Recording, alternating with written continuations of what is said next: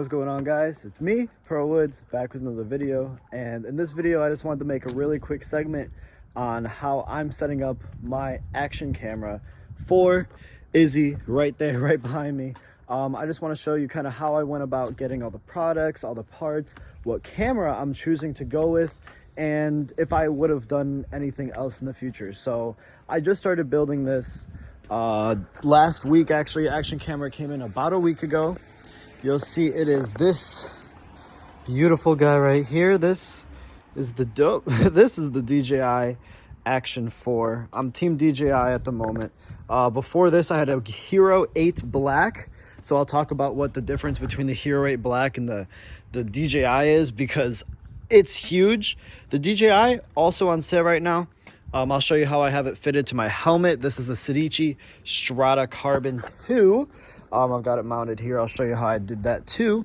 And I'll show you what some of the footage is like of me riding it. So if you don't know, it's me, Pearl Woods. It's that Izzy, the VTX 1300C.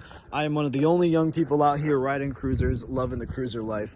And I just wanted to show you guys how I'm gonna get it all set up, because I've got really big trips planned this year, a lot of footage I'm gonna have to record, and I'm gonna wanna record it with the best things possible, right? To get the best stuff featured. So without further ado, we'll hop right into it with the DJI Action 4.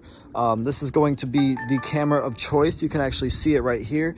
I've been using it every day for the past few days because I've got a challenge where I've been running every day for 100 days. It's going to hopefully be a fully edited, scripted video that I'm going to have put out by about, it's 100 days from now. So we'll probably get it mid-June. That's when I want to have it out. This I have right here, fully charged, everything like that. We can go over some settings that I'm going to put it for real quick as well. So as you can see, if you're going to be streaming on the DJI Action 4, you're going to want to have it on 4K 30 or 4K 24, depending on what you're going to be using it for. I'm using this 16:9 like you'd use it for any other video, and I like recording at 30. If you record it at over 30, you can do that as well, but you lose a little bit of your HD quality on the Action 4, as well as the fact that 30 is pretty much all you're going to need for content creation. Like anything over that isn't really too noticeable when you're going on and watching YouTube videos with people who are using over 4K 30. So I like that. Plus you can also get different modes of stabilization. So this is a big, heavy bike. It's a very vibrating bike. It's a cruiser. So I need something that can keep my cameras as stabilized as possible. And fortunately, DJI looked out for me with Rocksteady. If I turn it off here, you could turn it off and you can see it's going to be a very jumpy video, even when making small movements. Rocksteady actually makes it so when you turn the camera, it tries to keep it centered. And Rocksteady Plus, which is what I always have it at, is an even more aggressive version of that. So when you're recording and you're moving all over the place and everything's super shaky, it'll keep it super smooth on that. You'll see some of the footage in a little bit. I just kicked my exhaust. Sorry, girl. Other settings. If you go into your settings right here, I like to keep it on D-Log M. That is your 10-bit color. That's one of the features of the Action 4. It comes with a 10-bit color mode. Very, very, very nice for getting the most accurate colors as possible. I'm recording right now on my iPhone, and you can see it's very bright, very beautiful footage, but it's not very accurate. And if I wanted to go back and color grade the footage later, you want something like D-Log to get as much color as you can out of it. As you can even see in the video, it is a lot less colorful, which is what I want, because I want to make it my own version of colorful in editing. So I keep D-Log 10 on right there. Exposure is auto. White balance, I like to keep it at 5500K. I watched another YouTuber, I really apologize for not mentioning his name, but he's the one who kind of got me set up on how I want these settings, or at least the white balance there. For field of view, this is preference. You can go standard, wide, and ultra wide. And I am an ultra wide guy because I'm going to be doing motorcycle content. I want people to see as much of the surroundings as I can. So it's like if you've ever used the fisheye lens or the 0.5 lens when you're taking Snapchat videos and stuff, that's pretty much what this is going to be right there. I also keep my exposure on auto right there. So that's going to be the pro settings that I like to keep it at there. As you can see, I've got a ton of storage space, 11 hours and 23 minutes. And that's because if I go right here, turn the camera off, and then to take the battery out, you're just gonna press down, up like that. And if you take the battery, I might not be able to do this with one hand. 2 seconds. There we go. You can see I've got the battery out right there, but I've also got this. This is Samsung's 512 Pro Plus. It is 512 gigabytes of storage for your riding action camera. This is overkill. Don't let anybody tell you that you need a 512. This is overkill. If 512 is getting you 12 hours, 128 is going to get you about 3 hours, which is for the most case all you're going to need as long as the battery is going to last. Because the batteries on these last around 2.5 hours, which is insane compared to the GoPro. I think the GoPro Hero 8 Black had a recording time of around 40 minutes when I was using it, sometimes even less. So having something like the Action 4 is really nice because you're quadrupling the amount of space you get. So yeah, 512 gigabyte Pro. I got this from Micro Center about 2 hours ago, and it cost me $34. There are 256 versions of the same card. I think we're going for 26. So if you guys are watching the video right now, as soon as it comes out, I'll leave a link in the description. They have a sale from February 12th to February 18th. Obviously not sponsored, but go and pick yourself up one of these. I picked up two because I'm going to be getting an Insta360 to prop up probably somewhere like here or even somewhere like down here. I don't know yet. I'm going to prop it up somewhere to get better recording. But yeah, Samsung Pro 512, please get yourself one of these. They also have a Pro Extreme instead of a Pro Plus. The only difference is read speed, which doesn't matter unless you're uploading the video. Write speed is what you need to record the video. So make sure your write speed's up. I think these write at about 130 megabytes per second. So all you'd ever need for a function or for a camera like this or a function like this, right? So there it is, talking about the Action 4, why I love it. I think I paid $300 flat for it. They had it for $300 at Best Buy. They usually retail for $400, but $300 is going to be what the new market is for these cameras because we're going to have the Action 5 probably coming out somewhat soon. But you're really not going to need it. I'm going to stick with the Action 4. I like going a generation behind. This is the newest camera right now, except for the Action Max or whatever it's called. This is the one you're going to want. $300. It's really nice, and you can slap it right on here. All right. Talked about this camera enough. Now it's gonna time to talk about how I actually mounted this to my helmet, okay? So starting off, I used this brand ChinMounts. You'll see them all over the internet if you've ever actually, watched motorcycle content on the internet. They're doing a really big sponsor run right now. They provide 3D printed motorcycle helmet mounts for your action cameras. So as you can see, 3D printed, pretty obvious, you can tell, but it was really easy to install. You just pull out the 3M tape, heat it up a little bit, stick it on here, let it rest for a day, and you're out on the road. And I tested this for about an hour with the Action 4, and it worked flawlessly, so we're happy about that.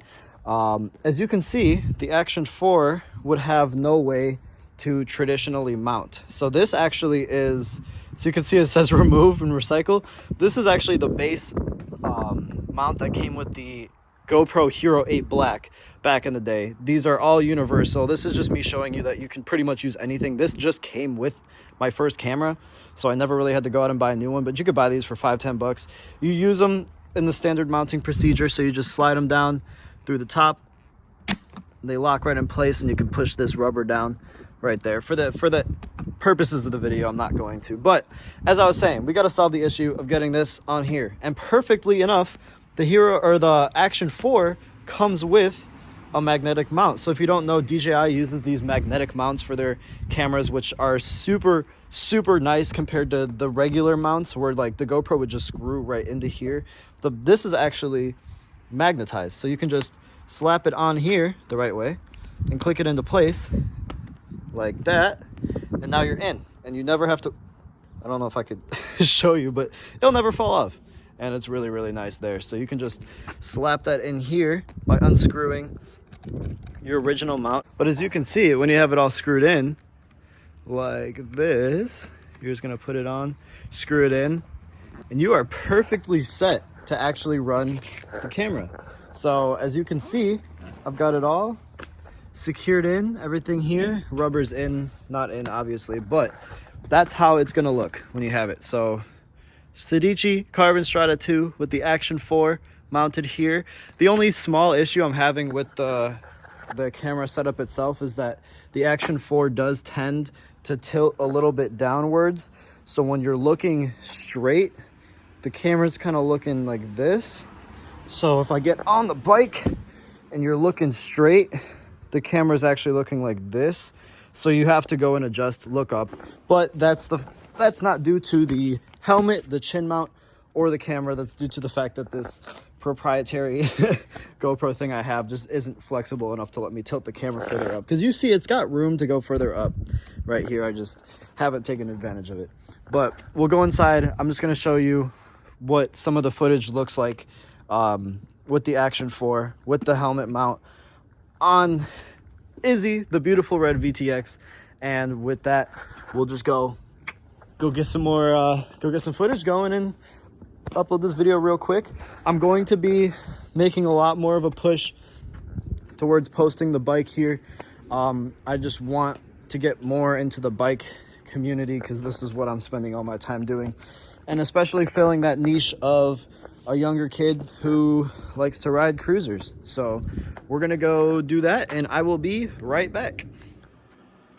So if we go back to my very 2008 way of recording screens and show you just the video itself, you can see DJI records a 20-minute video, is about 13 million kilobytes right there. So we're gonna go look at this real quick. Yeah, when going through and just showing you the footage, what the DJI looks like mounted here, you're gonna see we've got no vibrations at all. You can see the bike's vibrating. Everything's vibrating here, and I'm getting no vibrations at all. Accelerating up to highway speed, I'm having absolutely no issues. The audio itself is one thing I'm working on. I'm grabbing a microphone to get an internal mic here, and I'm gonna make a separate video on that when that comes in. But as you can see, the camera does an amazing job just going through. We can skip further onto the highway here. Oh, here we go. There you go. We can skip further onto the highway. Right there you go. So as you can see, it says I'm going 80. The speedometer on VTXs is known for going super high, so I am going around 70 miles an hour right there. That's around 80 miles an hour right there. So you can see just great footage. It's amazing at doing what it's supposed to do. You could just hear me yelling through the camera, but this is me making a little trip to go to Micro Center to actually pick up the new cards. So this is even on the old cards. So amazing quality there. As you can see, it is a little tilted down, but for the video itself, it comes out splendiferously. And yeah, that's kind of all I wanted to show you about that. If you enjoyed the video, leave it a like, subscribe. I want to, again, start getting more consistent with the motorcycle content because that is the most fun content I like to make as I ride this thing so much already. About 11,500, 12,000 miles a year last year on the VTX. So we're going to shoot for a lot more. We've got some big projects planned. It's going to be a ton of fun. And if you want to be along for the ride, come join the ride. Also, if you have a VFR 800, 6th gen, 5th gen, or a CBR 929RR or 954RR, let me know because I'm trying to add both of those bikes to the stable to make my perfect 3-peat early 2000s Honda collection going. So I'll see you guys in the next video. Let me know what you want to review on, maybe the heated gloves that I'm using, because those have been absolutely amazing. You can see me turning up, getting lit. Okay. Yeah, I'll see you guys in the next video. Deuces.